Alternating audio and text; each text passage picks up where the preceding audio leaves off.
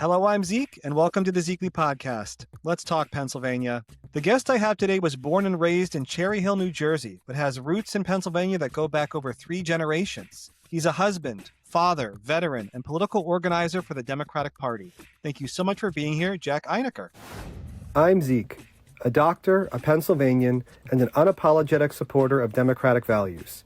You might have seen me on social media working my ass off for Democrats and meeting some pretty amazing people along the way, like President Barack Obama and Governor Josh Shapiro. For years, I've knocked thousands of doors all over Pennsylvania and poured my heart and soul into supporting candidates and causes that make a difference, from local school board races to national elections. The personal is political, and I take every election in Pennsylvania personally. Where the mainstream media has failed you, I will give you truth and independence. You'll hear from Democratic leaders, candidates, and changemakers who are working to improve the health of the Commonwealth, and it won't be boring as hell. No matter where you are, I'll meet you with hope and a plan to make your community better one day at a time. Welcome to the Zekely Podcast. Let's talk Pennsylvania. Thank you for having me on your show. What I love about you is that you get into good trouble. And we're going to learn all about that and all your plans that you have for Philadelphia. Play some games and learn all about you. Are you ready? Yeah, I'm ready. ready. All right. Well, you swear a lot, and I really enjoy that. So I'm gonna give you some prompts, okay? And I just want you to say the first spicy words that come to your mind, okay? Sure. Okay. I'm ready. Elon Musk. Motherfucker. Yes. What's funny is I called my lawyer originally, and I was like, "Hey, can I say that he is a ketamine addicted Nepo baby?" Mhm. And they're like, well, I don't know. We need to look at it a different way. And I said, okay, what about ketamine snorting? And he's like, you're good to go. You're good to go? Yeah. Wow. Just I think the that snoring was really- fine? I think that kind of brings it all together. Look, Okay. I want, Elon Musk to get the help that he very clearly needs. Yeah. I'm not shaming him for his addictive personality, but good Lord. I mean, you have somebody who has more money than God himself and spends it in the most awful possible ways. Yeah. So yeah, I Okay. think that, ketamine snorting Nepo baby, I think kind of brings it all together. That's just the first one I'm giving you, so you're off to a good start. Okay, here's another Perfect. one. Congressman Scott Perry. Motherfucker. Okay. No, I think that Scott Perry is MAGA to the core Yeah. and just a fucking sycophant. Scott Perry is so firmly rooted up Trump's asshole Yeah. that you can barely find it. You need a sonogram to locate this guy. No, Scott Perry, motherfucker. But also, he is so blatant in the fact of how much he hates his own constituency, Yeah. especially when it comes to these massive cuts to SNAP, to Medicaid, doing real damage for the people that voted for him. And he doesn't give a fuck, No. right? Because it just comes down to, did Donald Trump tell you that this is correct? Yeah. Yes, great, then I'm going to vote for it. And that's where he's at. So Yeah. I think that motherfucker really kind of Yeah. brings it all together. I'm really hoping Janelle Stelson can come through this time because he's got to go. I have 3 more for you, okay? Great. Stephen Miller. I'd say evil. And it's funny because I curse a lot. You're right. But he is so craven, right? That I think that the biggest curse that I could give him is craven. Yeah. Just Yeah. a sick motherfucker. Yeah. Unclean. Say what you will about Stephen Miller. The guy's a true believer. Yeah. He's incredibly effective at getting his xenophobic bullshit out into the world. It is astounding how good this guy is. But if you think about it for half a second, it actually kind of makes sense because, he is the modern MAGA Trump realized, Yeah. right? He is the full incarnation of what the Trump agenda is. Yeah. All right. 2 more. Congressman Rob Bresnahan. Rich motherfucker. So what's funny about Rob, he is so out of his fucking depth, man. Like, I almost feel bad for him, but I don't. I'm sure you know about like his stock trades, the fact that he's traded stocks over 600 times when he came into office and said, "Oh, I'm not going to trade stocks. I'm not going to trade stocks." Right. And then proceeded to do so for 600 fucking times. Rich motherfucker, I think, kind of sums it up real good. Rich motherfucker. Okay. Last but not least, I can't leave him out. Donald Trump. King of the motherfuckers, but he's been that way his entire life. Yeah. He's not putting on a show, right? No, he's the real king motherfucker. Yeah. He's selling hate. And then people eat it up.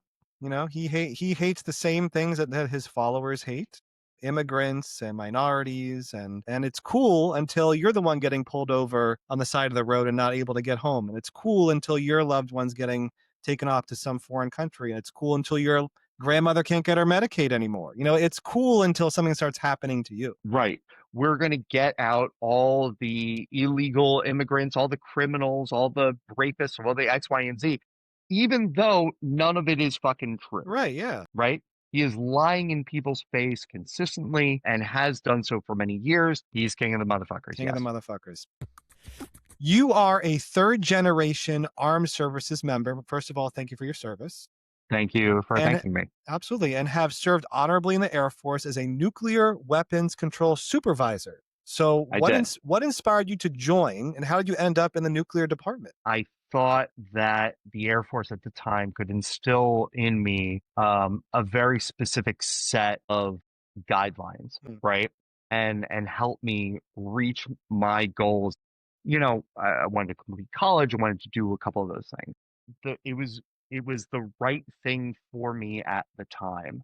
Why did I end up in nuclear weapons? So I had a pristine background. I scored very high on the ASVAB, which is a test that you take that's like, hey, you're fill out these circles. Yeah. You know, do you understand some mechanics? Do you understand something? Can you hack it? And I did very well. What I didn't realize at the time was that meant that I needed to go to fucking Minot, North Dakota. Okay.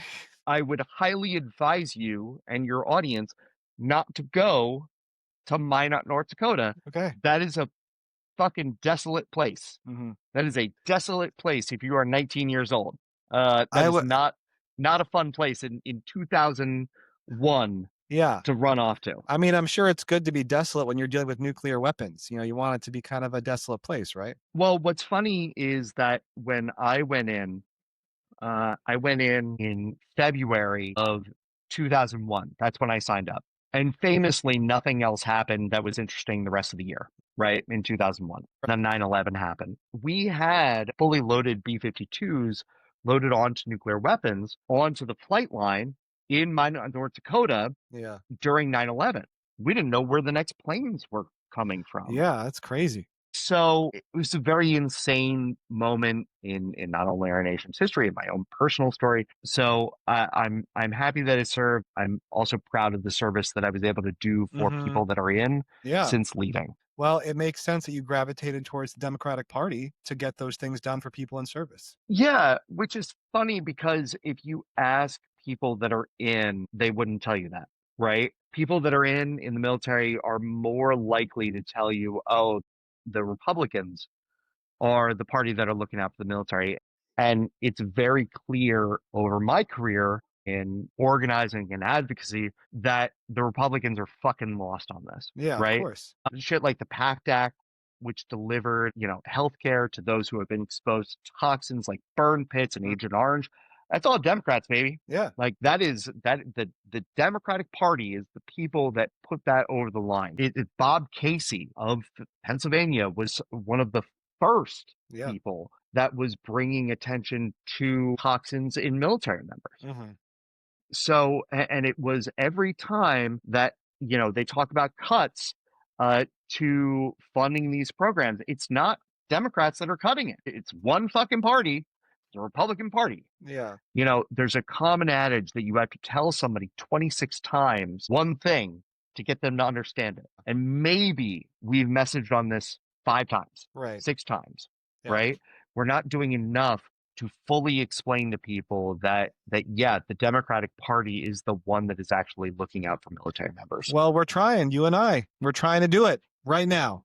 Democratic Party is the party for the military. You heard it here. You heard it here. Hopefully not once, twice, but at least 36 more times.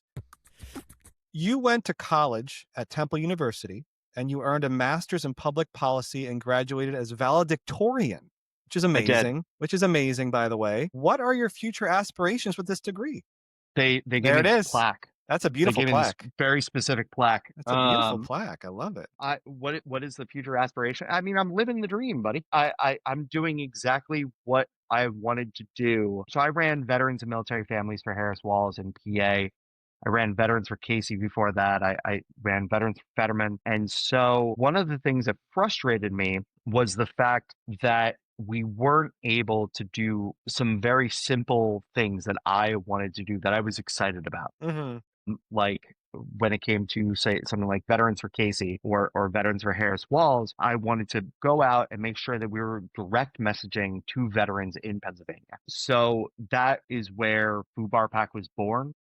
And I thank Temple for kind of giving me the very broad-based education in political organizing and communication, in everything, in campaign finance, and in economics, in business. I tried to, during my graduate degree, try to learn as much as I could about as many different things at a graduate level, because I think that so many of those things touch the individual voter. You got to know about civil rights, but you got to also know about kitchen table issues, right? So, like, for me, Temple was, invaluable to that, because I just got to like read a lot and write a lot about topics that before that I had a more, generalized knowledge of. It set the table. It's essentially set the table for your ability to go out into the world and really make an impact. Temple University gave you that ability. The nice thing about Temple, it's not only a good school, it's a great program, and I'm excited to one day hopefully go back. I just want to go back and adjunct to class. Yeah. I want to go back and teach, shit posting 101. Professor Inacker? Inacker. Adjunct Professor Inacker. I don't want to go back. I am not going back and getting a PhD. Understood. Well, it sounds like you understand that education is important. Okay, so we're going to play a game called What Are the Odds? All right. Does getting an education help or hurt you in America? All right. So, sure. First question, do college graduates have a higher or lower earning potential? Higher. Correct. College graduates generally earn over their lifetimes a lot more than only to get a high school diploma. Are college graduates more or less likely to be unemployed? College graduates more or less likely to be unemployed. I'm going to go with less likely. That is correct. College graduates are less likely to be unemployed and more likely to have full-time jobs. It's like we're playing Wait, Wait, Don't Tell Me. I know, man. Look, it's like, are you going to leave a message on my answering machine after this? This is the messaging we're going to tell people 26 times, okay? When the Republican Party is saying, you don't need to go to college, that you're going to be indoctrinated by the woke ideologies, but like, actually, look at all these reasons why it's so important to go to college. That's a great point. Are college graduates more or less likely to engage with their communities? More. Correct. College graduates are more likely to participate in their communities, engage in volunteer work, and contribute to civic life. And you are a great example of that, and we're going to talk about that. Why are you a Democrat? And why do you choose to represent the Democratic Party? It's a great question. Look, I think Democrats have it the most right. I think that Republicans have it the most wrong. I think Republicans, can't escape this idea of actually pushing back against Donald Trump. I think that MAGA is just the fucking worst and the worst of America out there on the grand stage. And Democrats have it the most right. We have to have this idea that, we can actually still accomplish great things, which the Republicans will tell you and then not deliver on, right? Correct. Yeah. There are things to learn from all these people, but I think we get it the most right the most of the time. I 100% agree with you. You are the executive director of FUBAR PAC, which I can only imagine stands for Fucked Up Beyond All Recognition. That's right. Which you started back in March of this year. What inspired you to start this PAC, and what are its goals? What inspired me was the 2024 election. I wanted to run my own thing. I wanted to do silly nonsense and do it in a way that I thought that could reach both voters and kind of party elites. And my thought process going into FUBAR PAC was, hey, I want to talk about things through sometimes a very goofy lens, speak freely and speak my mind about how I see the country moving and not be afraid to call a Republican a motherfucker when he's acting like one, right? So that's why I started FUBAR PAC. The other portion is, look, my dad died in January. Oh, I'm sorry. It's okay. He died of colon cancer. But one of the things that I saw was the fact that cancer research had been gutted by Doge. And we saw at the time all of these programs that were just being absolutely hacked and slashed through. And I felt angry. I Yeah. felt like I wanted to see people fight back against this in a meaningful way, in a way that couldn't be ignored. Yeah. And it wasn't just, writing a letter. I wanted to see something tangible, and visceral and maybe ugly. But through that, actually talk about something that needed to change and happens. Like, I don't want to wax philosophical about my own bullshit, but like, I think that FUBAR PAC for me has been both an effort to message about things in Pennsylvania and the country that are important to me, but in a way that I kind of wanted to see them and in a way that hadn't been messaged, that I personally wasn't seeing out there, and that could possibly capture the attention of folks who otherwise wouldn't have seen it. Yeah.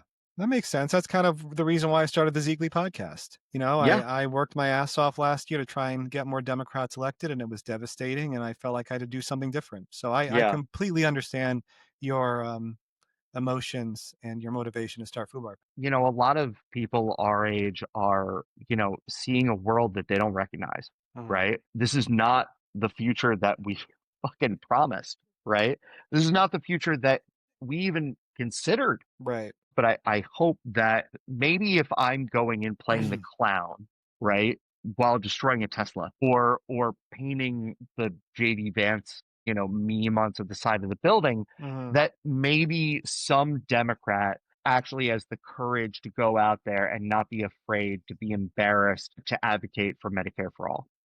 They can't just think that you're going out there and speaking from a bunch of fucking talking points that were written by consultants living in fucking Bethesda, Maryland, Mm. right? They have to believe that you actually are going to go out and fight for them. Right. Well, I'm glad that you're doing, your angle on supporting Democrats through your PAC, and we're collaborating now. So we're in it together. We're in it together, man. Here we go. I'm excited. I'm excited for you, man. That's good stuff. Earlier this year, you organized the demolition of a Tesla with a golden sledgehammer and various electrical tools. So that must have been extremely therapeutic for you and everyone involved. I did. I'm trying to find where's my golden wrench? I had my golden wrench down here. You had a couple gold-plated items? Oh, I got a bunch. We had a golden chainsaw. We had a golden wrench. We had a golden wrench. We had a golden sledgehammer. We had a golden pickaxe. That was the most fun. The pickaxe genuinely was the most enjoyable out of all of them. Yeah. The sledgehammer was good, but the pickaxe really like jams in there in a really satisfying way. It was cathartic. Doge did so much long-lasting damage to this country, and it's funny because I had a great time at destroying that Tesla, and I know the people that were there did, and we had some press come out and talk about it and talked about the issues, and we were able to bring attention to this. But the really profound, sad fact is that, the ending of USAID is going to have a profound effect on global deaths because of HIV/AIDS, right? Millions of people are going to die because of this. Yes. Hundreds of thousands of children are going to die because we basically eviscerated all of our soft power overseas and took away, antivirals that were literally in the fucking country, right? And costing us pennies on the dollar to produce and get there. And we just ripped it out of these people's hands. Yeah. And millions of people are going to die, right? And yeah, it's tremendously sad. It is awful. And so, yeah, my very small, like very silly thing that we did with bashing up a Tesla is, we went through a lot of process to make sure that, hey, is this thing going to blow up? Like, can we make sure that we're recycling, that we're upcycling all the stuff, that we're doing all the things that we need to do, X, Y, and Z, that we're crossing all the T's and dotting all the I's. But at the end of the day, like the thing that we're protesting is so fucking horrid that there's barely a way to express to people how bad it really is. Yeah. And we're learning right now how bad it is. And we'll be learning for an entire generation how bad it is. Like, yeah, maybe I absolved my little bit of guilt about it. by participating in this very small, like, pin dot protest, but the outcome is horrific, Yeah. horrific in a way that I don't know that anyone has really grasped with. It is the worst thing that we have done as a country in a generation. It's terrible. And I appreciate you bringing light to that through the activity that you did. But hopefully that messaging spreads. And that's the most important thing. People need to know. You founded the Philadelphia Democratic Veterans Caucus. What type of work does your caucus participate in? The Veterans Caucus, is the same work that we're doing with veterans and military families for Harris Walls. What we came up with, and this is the model that I came up with, was, look, we're never going to have enough veterans to go like knock on doors to make a meaningful impact. But what we can do is tell the stories about how people are being affected by certain policies through a veteran lens, right? So we can talk about veteran suicide, or we can talk about mental health issues nationwide through the lens of veteran suicide, and every issue is a veteran's issue, but usually worse, Yeah, right? I'm sure. Yeah. So my work really was going out and meeting veterans that cared about the same issues that we did, that wanted to see fundamental change in how we did business vis-a-vis the PACT Act, vis-a-vis veterans benefits, making sure that the VA was fully funded, making sure that people had their benefits, and that people of that were LGBT were treated fairly, which now they fucking aren't at all. Right. We're being able to have an outlet where if we have a topic that we can talk about, that we can put out op-eds, that we can put out direct-to-camera interviews, that we can make sure that we're linking up those people with the people who want to tell their stories in a very easy and streamlined way. And that was the mission of, and still is the mission of, the Philadelphia Veterans Caucus. So that's what I see my role as, is going and just creating those networks, and creating a welcoming space for people to come in and say, hey, I'm a Democratic veteran and here's what I care about and here's what I give a shit about. But I think that, like, in a perfect world, I wouldn't have anything to do with the caucus, because people would be unafraid to go out and talk about how the current, administration is completely fucking up with veterans. Yeah. But a lot of people are scared. A lot of people are terrified that if they go out and talk about what's going on in their communities, that they're going to have retribution from this administration. We have seen it happen already. We've seen this administration weaponize these, like ICE Gestapo motherfuckers out there. They're arresting random people off the street with no rhyme or reason. And I think that there's a lot of frustration, and will be even more so once, VA staff starts getting cut and we see some of the longer term effects of the big shitty bill. As that trail gets longer, you're going to see people being like, hey, what happened to X, Y, and Z? Oh, well, it's gone because it was shredded by Donald Trump. Yeah. Well, I appreciate you giving a platform for those people so they can speak up. You live in Fishtown currently with your family. I do. It's a very cool area. What's your favorite part of living in Fishtown? So we've got great restaurants, we got great bars, we've got great parks. That's another great thing. It's a great place to have kids, and they really like their school. So it's a great community. I love living in a walkable area. Fishtown's great. A long time ago when I was in college, I went to Fishtown. I don't think it's open anymore. Pizzeria Badia was it's open. Is it still open? Yeah, they moved. Oh my God. I mean, like, the thing was, you came and you ordered, they only did 200 pizzas a night. Yeah. And, you got in line and they said, come back in an hour. We went to Barcade, and then we came back and we ate like a $40 pizza. And it was an experience. So it is objectively one of the best things I've ever eaten. It's very good. It is very good. It is also extremely expensive. Yeah. And look, hey, you do your thing. You're going to do a hoagie omakase. That's great. Awesome. Like, you're trying something different. Pound for pound, though, the best pizza in Fishtown is a place called OG Pizza. OG Pizza. It is incredibly good. It tastes like pizza. It tastes like what your brain registers in the back of your head is like, oh, that's what pizza is? It's pizza. It's foldable, like a nice foldable, like, got a good crust, crust. Like, it's not like, how modern pizza, like, kind of just throws like slabs of mozzarella on the top of it. Like, sometimes, yeah. yeah, sometimes. But like that's what fancy pizza is. Mhm. This isn't fancy pizza. This is fucking pizza. It is OG pizza. OG pizza. All right, I'll check it out when I get to Fishtown one of these days. Back in the late 2000s, you served as a munitions controller at Buchel Army Base in Germany. Buchel, yes. Buchel, what was that experience like? It's great. Buchel is beautiful. I got to live 3 years in the German countryside. So, ich spreche ein bisschen Deutsch, ich verstehe großes Deutsche. Great. So, I speak a little bit of German. I understand a lot. What was weird about the interaction was every single person in Germany that I met spoke perfect English. If they didn't speak English, they were lying to you. They just didn't want to talk to you. Interesting. Well, this is going to dovetail nicely into our next game called Say What in German. Okay, I'm going to give you some German words. I'm going to see if you can tell me what it means in English, okay? Oh, good Lord. I'm very rusty. And I'm sure my pronunciation is not going to be very good, but we're going to run with it, okay? Flugzeug. Flugzeug? Flugzeug. Is that, no, it's not ambulance. Is that airplane? It's airplane. Very good. Oh, there we go. Okay. You got it. Ding, ding, ding. How about Krankenwagen? That's your ambulance. That's the ambulance. Krankenwagen, 100% ambulance. Yep, ambulance. Yep. Okay. Yep. I'm going to try and pronounce this. Kühlschrank. Kühlschrank. Kühlschrank? Kühlschrank. I don't know. I think I'm pronouncing it right. It's like K with the U with the 2 dots over it. HLSCHRANK.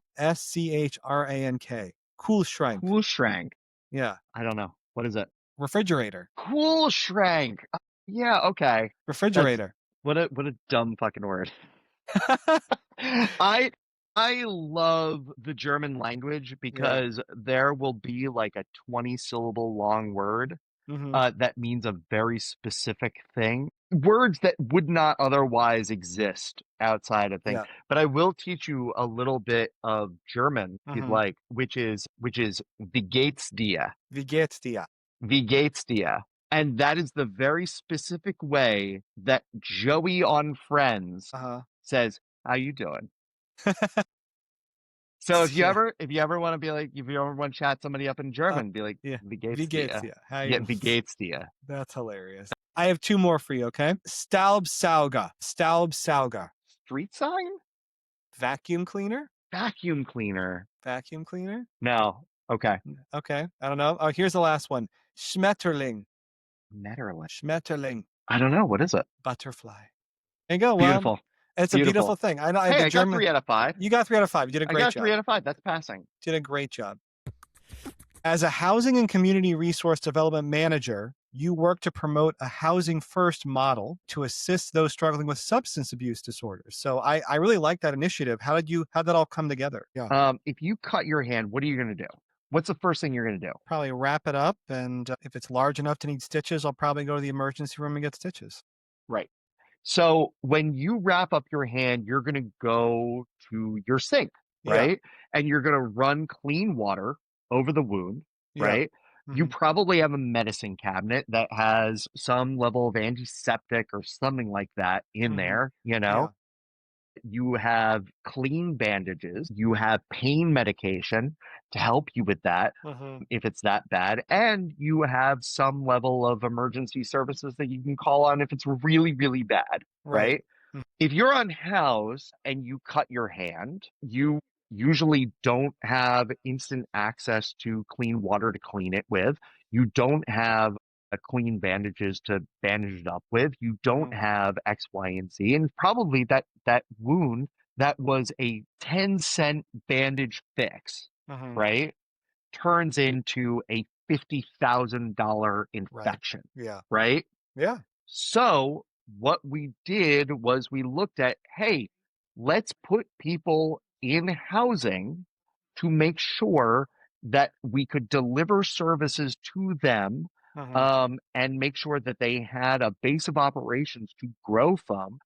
And we found out that it is not only the moral thing to do, right? It is not only the correct thing to do, but also it is the cheaper thing to do. Right. The way that we currently deliver healthcare outside of that model is extremely inefficient and costs so much more money in the long run. Mhm. Instead of the 10-cent bandage, right? It's the $30,000 bill. Right. Instead of the $30 bottle of insulin, right? It's an amputation of a leg. Right. Right? We have found, and the number one thing that we can do is make sure that people have a steady base of operation Mhm. so that people can get that care that we need. Right. Yeah. And everything else expands out of that. And we Right. found it's a very effective and cheaper and moral. I love it. I mean, as a doctor, I couldn't agree with you more. Housing is a form of preventative medicine. Having someone be able to shower every day, be able to keep food safe in a refrigerator and heat it back up again. Those are all things that are preventative care when it comes to someone's health. So I think it's a great initiative. I 100% agree with you. Yeah. And, making sure that we're like, studying those things through a healthcare lens. Yeah. Instead of, banning studying them, which we Right. have for like gun violence, and we aren't Right. allowed to even study gun violence as a Right. healthcare risk. Correct. You have people that, and I think that this is going back to our talk about like, do people have it? Which party has it the most right? The Republicans look through it as a lens of like the undeserving poor, right? Right. If Yeah. they only worked harder, right? Right, If yeah. they only did X, Y, and Z, then their conditions would change, Mhm. right? Yeah. If we give them the tools to change their condition, then they won't have learned anything. They won't Mhm. have bettered themselves, Mhm. right? When in fact, what we actually know is that if you give people the resources to better themselves, Yeah. they better themselves, Right. Yeah. right? I mean, they have done studies. I mean, there have been not a lot of studies, but they have done studies on homelessness. And I think even in California, they did a small study where they gave $1,000, I think, Yeah. out to a number of people. And most of those people got themselves off the streets and they were able to Well, get themselves housing and get themselves jobs because being poor is expensive. yeah, It's expensive.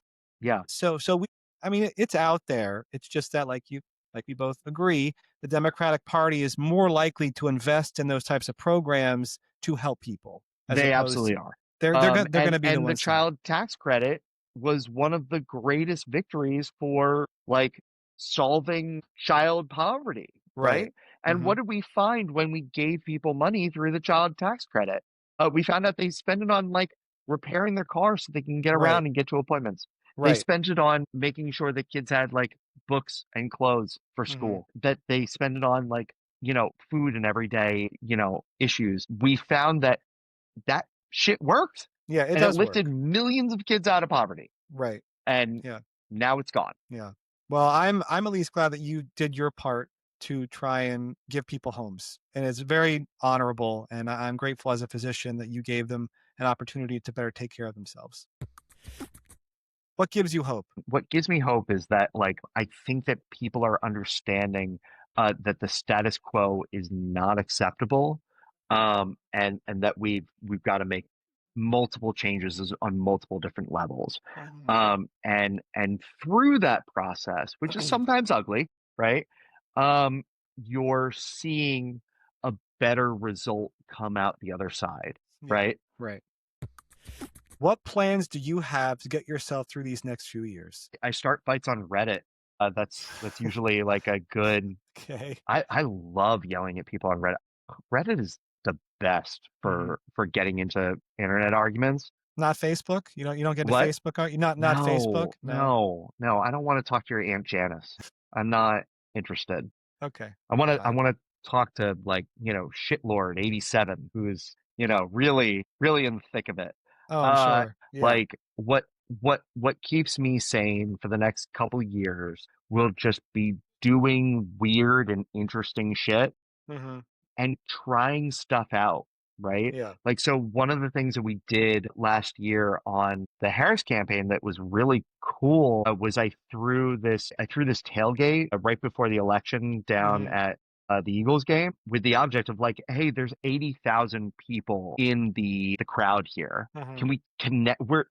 You're never going to find a place in a battleground state that is 80,000 people all gathered in the same place, Right. right? Mhm. we could go and talk to these people. How Mhm. cool would that be? So we did. And we had a great time, and we had Robert De Niro come by, Mhm. and we had John Kerry, and we had our Congress people. Shout out to Matt Dean and Mary Gay Scanlon for coming through. Great. Mhm. They both, pounded some beers with me. It was a wonderful time. But look, we can try different things, Right. and let's not be afraid of trying some different stuff. And if it Mhm. fails, that's okay. So we've got to have people that are excited to try new things. We got to have candidates that actually want to try them. Yeah. So, and that comes down to Dems in really safe seats doing cool stuff, Yeah. right? And being the safest Dems should be leading the charge Mm. because they are in the safest areas. Yeah. I don't want to see those people, being afraid to lose their Mhm. job. Go try some new shit.